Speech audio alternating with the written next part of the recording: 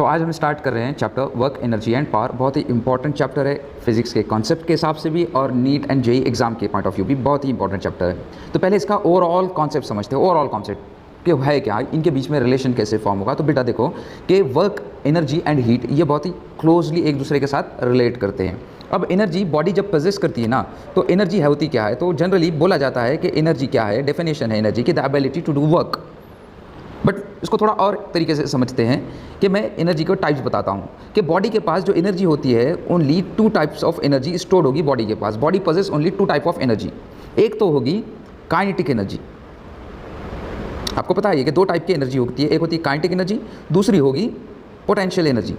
अब kinetic energy कब होती है? Kinetic energy is due to the motion of a body. जब बॉडी काय में होगी, मोशन के अंदर होगी, तो वो पोजेस करेगी काइनेटिक एनर्जी। और जब बॉडी पोजीशन को चेंज करेगी तो उसके पास होगी पोटेंशियल एनर्जी। देखो धीरे धीरे आपको ये समझने लगेगा, क्योंकि इस पूरे चैप्टर के अंदर वर्क हम फाइंड करने के लिए इन्हीं का यूज़ करेंगे। एक तो काइनेटिक एनर्जी के थ्रू वर्क निकालेंगे, दूसरा हम पोटेंशियल एनर्जी के थ्रू वर्क निकालेंगे। तो देखो जब भी हम बॉडी को वर्क देते हैं या कुछ करते हैं, तो देखो दो चीज़ें होती है बॉडी के अंदर। जब हम लेट से कि ये बॉडी है और इस बॉडी को मैं क्या कर रहा हूँ, यहाँ से पुश कर रहा हूँ, फोर्स लगा रहा हूँ, तो फोर्स लगाने से क्या होगी कि ये बॉडी मूव करना स्टार्ट करेगी, यानी वेलोसिटी गेन करेगी। अब वेलोसिटी गेन कर ली इस बॉडी ने, मतलब इस बॉडी के अंदर वो एनर्जी चली गई। मतलब ये जो फोर्स आपने लगाई, फोर्स लगाने से इस बॉडी के अंदर वेलोसिटी आई, ये बॉडी मूव करना स्टार्ट की। और क्योंकि बॉडी मूव करना स्टार्ट की तो इसके अंदर जनरेट हुई kinetic energy half mv²। Clear है? यानी आपकी अप्लाइड फोर्स आप अप्लाई करते हो बॉडी के ऊपर और बॉडी अपनी वेलोसिटी गेन करती है। तो मतलब उस बॉडी ने क्या जनरेट की, उसके अंदर उस फोर्स को, उस अप्लाइड फोर्स को किस फॉर्म में स्टोर किया? काइनेटिक एनर्जी के फॉर्म में स्टोर किया। वहीं पे अगर हम बॉडी की स्टेट को चेंज करते हैं, पोजीशन को चेंज करते हैं, and due to the change in position उसके पास जो एनर्जी होगी वो होगी उसकी पोटेंशियल एनर्जी, जिसे कंजर्वेटिव वर्क भी बोलेंगे आगे चल के। जैसे कि ऑब्जेक्ट यहाँ था और यहाँ से आपने उसको ऊपर की तरफ मूव करके इस पोजीशन के ऊपर लेकर चला गया, तो इसके पास ग्रेविटेशनल पोटेंशियल एनर्जी जनरेट होगी और वो होगी mgh। समझ रहे हो कि बॉडी के ऊपर जब भी हम कोई वर्क करेंगे, उसको वर्क देंगे, तो वो दो ही चीज़ें करेगा बेटा, या तो वो उसे काइनेटिक एनर्जी के फॉर्म में लेकर जाएगा या फिर पोटेंशियल एनर्जी के, या फिर दोनों के फॉर्म में लेकर जाएगा, जैसे हम आगे धीरे धीरे देखेंगे। समझ रहे हो? तो याद रखना बॉडी जो है दो टाइप की एनर्जी को पोजेस करती है। एक तो वो काइनेटिक एनर्जी को पोजेस करेगी या फिर उसके बॉडी के पास क्या होगी, पोटेंशियल एनर्जी होगी। क्लियर है? यानी जब हम बॉडी को वर्क देंगे या तो वो काइनेटिक एनर्जी के फॉर्म में होगा या फिर पोटेंशियल एनर्जी के फॉर्म में होगा या फिर दोनों के फॉर्म में होगा। ऑलराइट? तो देखो बॉडी के पास हमने देखा कि दो टाइप के एनर्जीज होते हैं, एक होगी काइनेटिक एनर्जी, दूसरी होगी पोटेंशियल एनर्जी। वहीं पर अगर हमको एनर्जी को ट्रांसफ़र करना है एक बॉडी से दूसरी बॉडी पे या एक प्लेस से दूसरे प्लेस पे, तो ways of transfer the energy, ways of transfer of energy. अगर हमको एनर्जी को एक बॉडी से दूसरे बॉडी में या फिर एक प्लेस से दूसरे प्लेस पर ट्रांसफ़र करना है, तो एनर्जी को ट्रांसफ़र करने के लिए दो मेथड यूज़ होते हैं। एक होती है energy is transfer by work या फिर energy is transfer by heat. अब हीट तो हम थर्मोडायनेमिक्स में पढ़ेंगे जब हमारा हीट सेक्शन स्टार्ट होगा। बट ध्यान रखना कि जब भी हम एक बॉडी से दूसरी बॉडी के अंदर एनर्जी हमें ट्रांसफ़र करनी होती है, या तो हम वर्क से ट्रांसफ़र करते हैं या फिर हम हीट के वजह से हीट का यूज़ करके ट्रांसफ़र करते हैं। दोनों को समझ लेते हैं थोड़ा थोड़ा सा, फिर मैं आपको एक्चुअल टॉपिक के ऊपर लेकर जाऊँगा और कैसे फाइंड करना है वो सारी चीज़ें बताऊँगा। देखो अगर हम इस बॉडी के ऊपर फोर्स लगाते हैं, m मास की ये बॉडी है, तो ये बॉडी क्या करेगी, डिस्प्लेसमेंट क्रिएट करेगी, मतलब पूरी की पूरी बॉडी मूव करेगी। और जब ये बॉडी मूव करती है एक प्लेस से दूसरी प्लेस के तरफ, तो ये इसने क्या किया, वर्क किया, है ना, फोर्स इज ट्रांसफर्ड। इसके पास मोशन आया होगा, ये यहाँ से यहाँ तक तभी मूव करी होगी। तो यहाँ पे अगर हम बॉडी के ऊपर फोर्स लगाते हैं और बॉडी मूव करके डिस्प्लेसमेंट का वर्क करती है, तो यहाँ पे जो वर्क होता है वो फोर्स इनटू डिस्प्लेसमेंट होता है। और क्योंकि यहाँ से यहाँ तक डिस्प्लेस होने में जब फोर्स लगाई तो बॉडी ने क्या की, एनर्जी को गेन किया in the form of kinetic energy. तो ये एनर्जी हो जाती है 1/2 mv² जब ये v वेलोसिटी गेन करती है। समझ रहे हो? मतलब आपने फोर्स लगा दी, फोर्स लगाते ही ये वेलोसिटी गेन करेगी और फिर वो आगे मूव करना स्टार्ट करेगी। मतलब ये कि एनर्जी ट्रांसफर हुई इन द फॉर्म ऑफ, जो आपने वर्क लगाया, जो फोर्स लगाई, उसकी वजह से in the form of kinetic energy generate हो गई। क्लियर है? वहीं पे दूसरा होता है जब हम हीट का यूज़ करते हैं। हीट में क्या करते हैं बेटा, आप बॉडी को यहाँ पर हीट सप्लाई कर रहे हो, तो इसके अंदर होते हैं नंबर ऑफ मॉलिक्यूल्स जो कि मूव कर रहे होते हैं रैंडम डायरेक्शंस। कोई इधर भाग रहा होता है, कोई इधर भाग रहा होता है, कोई इधर भाग रहा होता है, कोई इधर, ऐसे डिफरेंट रैंडम मोशन परफॉर्म कर रहे होते हैं। और जब आप हीट सप्लाई करते हो ना, तो इसको हीट देने से ये मोशन की स्पीड बढ़ जाती है। देखो एक्चुअल बॉडी चेंज नहीं होगी, बॉडी अपनी जगह पे रहेगी, लेकिन इन मोशंस की वेलोसिटी बढ़ जाती है। मतलब इन मोशन की ये इंटरनल काइनेटिक एनर्जी इंक्रीज हो जाती है, इन मॉलिक्यूल्स की इंटरनल काइनेटिक एनर्जी इंक्रीज होती है, जिसकी वजह से बॉडी का टेम्परेचर बढ़ने लगता है, राइट। और बॉडी क्या करती है फिर, टेम्परेचर को ट्रांसफर करती है, हीट को मूव करती है from a higher temperature to lower temperature. Heat is transfer from higher temperature to lower temperature. ये हम हीट सेक्शन के अंदर पढ़ने वाले हैं। हाइयर टेम्परेचर से लोअर टेम्परेचर की तरफ हीट सप्लाई होगी। मतलब कहने का ये सिंपली समझ लो बेटा कि एनर्जी बॉडी के पास जो एनर्जी पजेस होगी, टाइप ऑफ एनर्जी जो होगी वो या तो काइनेटिक होगी अगर बॉडी मूवमेंट कर रही है, और अगर बॉडी रेस्ट में है, पोजीशन चेंज हुई बॉडी की, तो उसकी पोजीशन की वजह से पोटेंशियल एनर्जी होगी। क्लियर। और अगर हमको एनर्जी को ट्रांसफ़र करना है, ways of transferring the energy, तो एनर्जी को हम दो तरीके से ट्रांसफर करेंगे फिजिक्स में, या तो हम वर्क सप्लाई करके ट्रांसफर करेंगे, या फिर हम हीट सप्लाई करके या हीट के थ्रू एनर्जी को ट्रांसफर करेंगे। क्लियर है, पक्का ना। इन्हीं दो बातों को समझते हुए आपने चलना है। क्लियर। अब चलिए हम बात करते हैं वर्क की, जो एक्चुअल हम फिजिक्स की तरफ आइए। ओवरऑल मैंने आपके माइंड के अंदर व्यू दिया। इस ओवरऑल व्यू को याद रखना है कि एनर्जी के दो टाइप हो गए। काइनेटिक एनर्जी होगी बॉडी के पास जब मूवमेंट होगी, बॉडी के पास पोटेंशियल एनर्जी होगी जब बॉडी अपनी पोजीशन को चेंज करेगी, पोजीशन की वजह से होगी। अगर मुझे एनर्जी को ट्रांसफर करना है एक बॉडी से दूसरे बॉडी या एक प्लेस से दूसरे प्लेस में, तो या तो मैं उसे वर्क देकर करूँगा या फिर मैं उसे हीट देकर ट्रांसफर करूँगा। क्लियर। अब आते हैं एक्चुअल टॉपिक के ऊपर, एक्चुअल आपके पास डेफिनेशंस के ऊपर। तो वर्क की तरफ आते हैं, और वर्क को कैसे कैलकुलेट करेंगे हम, नीट एंड जेईई के क्वेश्चन को कैसे हम काउंटर करेंगे। मैं आपको टोटल 13 या 14 टाइप के प्रॉब्लम्स बताऊंगा, मेथड्स दूंगा, वो मेथड आपने प्रॉपरली अप्लाई करते चलना है। ऑलराइट। तो पहले तो वर्क होता क्या है, तो जब हम किसी बॉडी के ऊपर when we apply a force on a body, when we apply force on a body, हम क्या करते हैं, किसी बॉडी के ऊपर फोर्स अप्लाई करते हैं, और उस फोर्स अप्लाई करने की वजह से बॉडी डिस्प्लेस करती है फोर्स की डायरेक्शन में। Body displaces in the direction of force. हम फोर्स अप्लाई कर रहे हैं, और फोर्स अप्लाई करने की वजह से बॉडी क्या कर रही है, मूव कर रही है अप्लाइड फोर्स की डायरेक्शन के अंदर। Then work is done on the body, then work is said to be done on the body. तब हम कह सकते हैं कि हमने उस बॉडी पर वर्क किया, सेड ऑन द बॉडी। जैसे कि अगर ये मेरे पास एक ब्लॉक है और इस ब्लॉक के ऊपर मैं फोर्स लगा रहा हूँ, और फोर्स लगाने के बाद ये ब्लॉक यहाँ से यहाँ तक डिस्प्लेस हो रहा है। ब्लॉक क्या हो रहा है, ये यहाँ से यहाँ तक क्या हो गया, ब्लॉक डिस्प्लेस हो गया। तो इसका मतलब क्या है कि हमने उस बॉडी के ऊपर वर्क किया, और वर्क फाइंड आउट होगा फोर्स इनटू डिस्प्लेसमेंट से, जैसे अभी तक करते आए। और आपको पता है कि फोर्स का यूनिट होता है न्यूटन एंड डिस्प्लेसमेंट का यूनिट होता है मीटर। यानी वर्क का जो यूनिट होगा वो न्यूटन मीटर होगा, ऐसा यूनिट, या फिर वो होगा जूल। मैं आगे टाइप बताऊंगा, ये सिर्फ डेफिनेशन समझो, आगे मैं टाइप ऑफ वर्क बताऊंगा। अभी समझो कि ये वर्क जो है बेटा, obviously work is a scalar quantity, because इससे डायरेक्शन नहीं होती, ये ऑर्डिनरी रूल से ऐड होगा। एंड डायमेंशनल फार्मूला आपको निकालना आता है। डायमेंशनल फार्मूला इसका हो जाएगा, क्योंकि देखो न्यूटन है, ये न्यूटन इंटू मीटर। न्यूटन मतलब केजी मीटर पर सेकेंड स्क्वायर इंटू मीटर, यानी इसका फंडामेंटल यूनिट बन जाएगा केजी मीटर स्क्वायर पर सेकेंड स्क्वायर। और इसलिए इसकी डायमेंशन बनेगी, क्योंकि मास, केजी मतलब मास है, मीटर मतलब लेंथ है, और सेकेंड मतलब टाइम है, और जो डिवाइड में इसलिए -2। तो इसका जो वर्क का जो डायमेंशन होगा वो होगा m1 L2 T-2। इसका ऐसा यूनिट होगा जूल, एंड CGS यूनिट होगा अर्ग। और आपको जैसा मैंने पहले भी बताया था कि 1 जूल इज इक्वल टू 10⁻7 अर्ग होगा। राइट। अब यहाँ पे एक यूनिट होता है ग्रेविटेशनल यूनिट ऑफ वर्क, जो कि केजी मीटर के अंदर होगा। और आपको पता है केजी को अगर मुझे 1 किलोग्राम को अगर न्यूटन में कन्वर्ट करना है, 1 किलोग्राम वेट या 1 किलोग्राम मास अगर न्यूटन में करना है, तो मुझे जी से मल्टीप्लाई करना पड़ेगा। यानी 1 किलोग्राम की फोर्स, इससे पहले हमने फोर्स का भी देखा, तो ये 9.8 न्यूटन होगी, जिसे हम अप्रॉक्सीमेटली कितना यूज़ करते थे, 10 न्यूटन।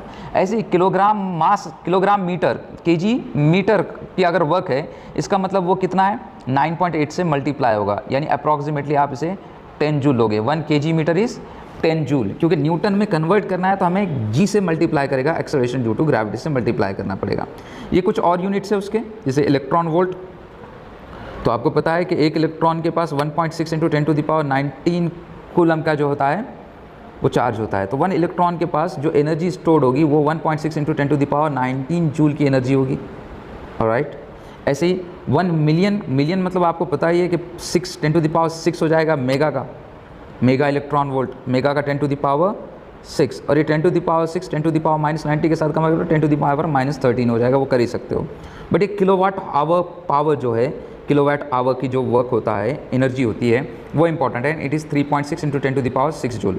ये बाद में मैं बताने वाला हूँ आप लोगों को, जब हम एक्चुअल में पावर करेंगे, पावर की यूनिट के साथ बताऊँगा, इलेक्ट्रिकल यूनिट फाइंड करने के लिए। वैसे सर भी आपको पढ़ाएंगे, लेकिन ये 2 यूनिट्स हमारे लिए इंपॉर्टेंट है अभी के पॉइंट ऑफ व्यू। इसमें कोई डाउट है तो प्लीज़ कमेंट करें, पूछें मुझसे।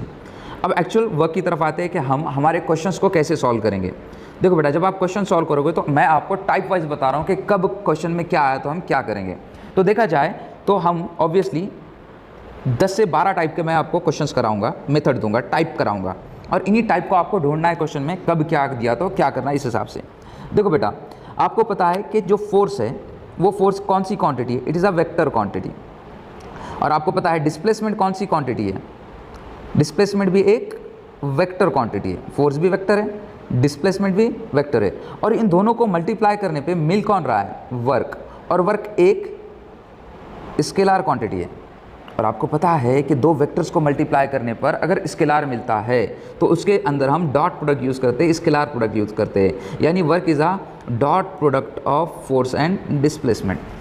ये आपका फर्स्ट टाइप होगा कि वर्क क्या होगा, is the dot product of force and displacement. अब ये मेथड आप कब यूज़ करोगे, जब आपको फोर्स गिवन होगी आई जे के फॉर्म के अंदर। डॉट प्रोडक्ट कब यूज़ करेंगे बेटा, जब आपको फोर्स गिवन होगी आई जे के फॉर्म के अंदर फोर्स गिवन होगी, डिस्प्लेसमेंट गिवन होगी, initial position and final position given होगी, किस फॉर्म में, आई जे के फॉर्म में। क्लियर है। और वहाँ से आप डिस्प्लेसमेंट फाइंड करोगे, final position minus initial position, और डॉट प्रोडक्ट लोगे। और आपको पता है डॉट प्रोडक्ट में होता क्या है कि अगर हमारे पास 2 वेक्टर है, ए बार एक वेक्टर है a1i plus b1j plus c1k, and b बार एक वेक्टर है a2i plus b2j plus c2k, तो आपको डॉट प्रोडक्ट निकालना आता है, वेक्टर हमने पढ़ा हुआ है, उसी का यूज़ करना है। रिवाइज करो उसे फटाफट से। A bar dot B bar equal होगा, देखो आई वाला आई वाले को मल्टीप्लाई करेगा तो ये a1 a2 b1 b2 plus c1 c2 हो जाएगा। इसी तरीके से ये x डायरेक्शन की फोर्स x डायरेक्शन के डिस्प्लेसमेंट के साथ मल्टीप्लाई में होगी। डिस्प्लेसमेंट पता है ना, फाइनल पोजीशन माइनस, वही चीज़ यहाँ पे की है, final position minus initial position. y direction की फोर्स y डायरेक्शन के डिस्प्लेसमेंट के साथ मल्टीप्लाई करेगी, यानी ये वर्क इन x डायरेक्शन मिला, ये वर्क इन y डायरेक्शन। और ऐसे ही z डायरेक्शन की फोर्स z के साथ मल्टीप्लाई करेगी, यानी k डॉट k होगा, और ये हमें वर्क इन z डायरेक्शन मिलेगा। इन शॉर्ट बोले तो अगर हमारे पास मोर देन 1 फोर्सेस है तो उन फोर्सेस को ऐड करेंगे और डिस्प्लेसमेंट के लिए final position minus initial position find out करेंगे। Is that clear? कोई डाउट है तो कमेंट करो बेटा प्लीज़। टाइप 1 आज हम देखने वाले हैं। इसके क्वेश्चंस देखते हैं, बहुत ही सिंपल है। देखो यहाँ पे क्वेश्चन गिवन है और डीसी पांडे का क्वेश्चन है ये, तो ध्यान से करना, सारे क्वेश्चन इंपॉर्टेंट है। फोर्स गिवन है, आपको फोर्स गिवन है, force is I plus 3j plus 4k की फोर्स गिवन है। फिर हमको यहाँ पर 2 पोजीशंस गिवन है, ये वाली और ये वाली 2 पोजीशंस गिवन, तो इनसे हम पोजीशन वेक्टर निकालेंगे। ठीक है, क्या निकालेंगे? Position vector. तो फाइनल पोजीशन ये है, इनिशियल पोजीशन ये है, मतलब S2 हमारा ये वाला है, और S2 का अगर हम वैल्यूज़ देखें तो ये होगा 2, ये x2 की वैल्यू, ये वाली y2 की वैल्यू, और ये वाली z2 की वैल्यू। इधर देखेंगे ये वैल्यू x1 की वैल्यू, ये y1 की वैल्यू, और ये z2 की वैल्यू। तो आप डायरेक्ट भी कर सकते हो, पोजीशन वेक्टर निकाल के भी कर सकते हो। तो मैं पोजीशन वेक्टर से करना प्रेफर करता हूँ, क्योंकि ज़्यादातर क्वेश्चन हम इससे करेंगे तो रॉन्ग नहीं होते हैं। तो पोजीशन वेक्टर, फाइनल पोजीशन है 2i minus 3j plus k। Clear? Position बना सकते हैं हम, क्योंकि आपको फोर्स दे दिया आई जे के फॉर्म में, तो आपको डिस्प्लेसमेंट को आई जे के फॉर्म में लाना ही पड़ेगा। ठीक है, तो सर यहाँ पे डिस्प्लेसमेंट पोजीशन वेक्टर के फॉर्म में नहीं है, आई जे के नहीं है उसके अंदर, ऐसा नहीं है, आपको यूज़ करना ही पड़ेगा। ठीक है, माइनस S1 की वैल्यू है, S1 है minus i plus 2j and then plus k। पहले तो आप डिस्प्लेसमेंट फाइंड करो। देखो डिस्प्लेसमेंट वेक्टर आपको मिलेगा S2 माइनस S1। S2 की वैल्यू क्या है? 2i minus 3j plus k, और माइनस S1 आपको करना है, माइनस S1। तो बेटा S1 की वैल्यू क्या थी? ये थी। माइनस करना है तो माइनस से मल्टीप्लाई करना पड़ेगा, तो माइनस इंटू माइनस क्या हो जाएगा? प्लस, तो ये प्लस i हो जाएगा। प्लस वाला क्या हो जाएगा? माइनस, साइन चेंज करना पड़ेगा माइनस में, और ये प्लस वाला क्या हो जाएगा? माइनस, क्योंकि आप माइनस कर रहे हो। और आप इन दोनों को अगर ऐड करते हो तो आपको S2 माइनस S1 मिलेगा, और वो मिलेगा 2i plus i, 3i minus 3 minus 2 minus 5j plus के माइनस के हो जाएगा 0, तो आपको मिला 0 K, यानी आपका जो डिस्प्लेसमेंट आया वो डिस्प्लेसमेंट है ये वाला। ऑलराइट, अब आपके पास फोर्स गिवन है, वर्क फाइंड करना है, तो you know that work is the dot product of force and displacement. Force क्या है बेटा, I plus 3J plus 4K, and displacement क्या है बेटा, 3I minus 5J plus 0K। अब आपको पता है डॉट प्रोडक्ट में क्या होगा, तो I वाला I वाले को मल्टीप्लाई करेगा, ये I वाला I वाले को, तो I डॉट I तो 1 हो जाएगा, 1 इंटू 3 3, दैन J वाला J वाले को मल्टीप्लाई करेगा, प्लस इंटू माइनस माइनस, 3 5 ज़ा 15, और ये 4 इंटू 0 0, तो 3 माइनस 15, ये आपका आंसर आएगा -12 जूल वर्क होगा। समझे? कुछ डाउट है तो प्लीज़ कमेंट करें, पूछें, क्योंकि इंटायरली वेक्टर है बेटा, और ये क्वेश्चंस मैंने वेक्टर में भी आपको कराए थे, ठीक है, डॉट प्रोडक्ट निकालना सिखाया था मैंने, वहीं से ही यूज़ होगा। चलिए नेक्स्ट क्वेश्चन करते हैं। आप जो है इसका स्क्रीनशॉट लेकर या फिर पॉज करके लिख कर मुझे भेजो, ठीक है, लिखो, लिखना ज़रूरी है। देखो नेक्स्ट क्वेश्चन, देखो इसकी इनिशियल पोजीशन S1, तो आप S1 का पोजीशन वेक्टर बना लो, 0 0 1, तो ये पोजीशन है 0 0 1, यानी x1 y1 है z1 की वैल्यू, बट हम पोजीशन वेक्टर से ही सॉल्व करेंगे, तो मैं लिखूँगा 0I plus 0J plus K, और आपका जो S2 है वो S2 है vector S2, it is I 1I plus 1J मतलब 1J एंड देन 2K। तो इससे पहले डिस्प्लेसमेंट वेक्टर फाइंड करते हैं, तो आपको पता है कि डिस्प्लेसमेंट वेक्टर S2 में से हमें S1 माइनस करना होगा, एक के नीचे एक लिखो तो ऐड और सब्सट्रैक्ट करना ईजी होता है। S2 को एज इट इज़ लिख देंगे, I plus J plus 2K, और माइनस S1 है तो S1 की साइन चेंज करके लिखेंगे, क्योंकि माइनस से मल्टीप्लाई होगा, पक्का ना, तो 0 की तो साइन क्या चेंज करोगे आप, वो तो 0 ही रहेगी, 0 की साइन चेंज क्या करोगे, वो तो 0 ही रहेगा ना ऑब्वियसली, बट ये प्लस के है तो ये हो जाएगा माइनस के, और आपको इसका डिस्प्लेसमेंट वेक्टर मिलेगा S2 minus S1, I 0I I बच गया, J प्लस 0J J बच गया, 2K माइनस K, तो यहाँ से बच गया K, तो ये आ गया डिस्प्लेसमेंट वेक्टर। अच्छा, आपके पास फोर्स भी दो गिवन है, F1 एंड F2, तो फोर्सेस को तो हमें ऐड करना पड़ता है, डिस्प्लेसमेंट को S2 माइनस S1 करना पड़ता है, लेकिन फोर्सेस नेट फोर्स अगर निकालनी है तो नेट फोर्स क्या होगी, F1 प्लस F2, दोनों को ऐड करना पड़ेगा, एक के नीचे एक लिखो। F1 क्या है, देखो सॉल्व करने में आसानी होगी, कैलकुलेशन रॉन्ग नहीं होगी, आप डायरेक्ट भी कर सकते हो, बट इस मेथड से आपके क्वेश्चंस रॉन्ग नहीं होंगे। 2I, F2 की वैल्यू रखते हैं, तो F2 है आपके पास I, यहाँ पे साइन चेंज करने की ज़रूरत पड़ेगी क्या, नहीं, यहाँ पे आपको डायरेक्टली जैसे कि वैसे लिखना है, कोई साइन चेंज नहीं करनी है। और F1 प्लस F2 जो नेट फोर्स आपको मिलेगी वो मिलेगी 2I plus I 3I, 3J minus 2J J minus K plus 2K K बच गया। अब हमको निकालना है वर्क। अब वर्क क्या होता है बेटा, वर्क जो है वो डॉट प्रोडक्ट होगा फोर्स एंड डिस्प्लेसमेंट का। तो फोर्स है आपके पास 3I plus J plus K, displacement है I plus J plus K। ये पहले क्वेश्चन है इसलिए मैं पूरा डिटेल में करा रहा हूँ। I वाले को मल्टीप्लाई करेगा 3, J वाले को 1 इंटू 1 1, K वाले को 1, तो 3 प्लस 1 प्लस 1, टोटल आंसर आएगा 5 जूल। ऑलराइट, कोई डाउट है इसमें टाइप 1 में, ठीक है, तो इसे इस तरह के क्वेश्चंस को आप कर सकते हैं टाइप 1 के अंदर।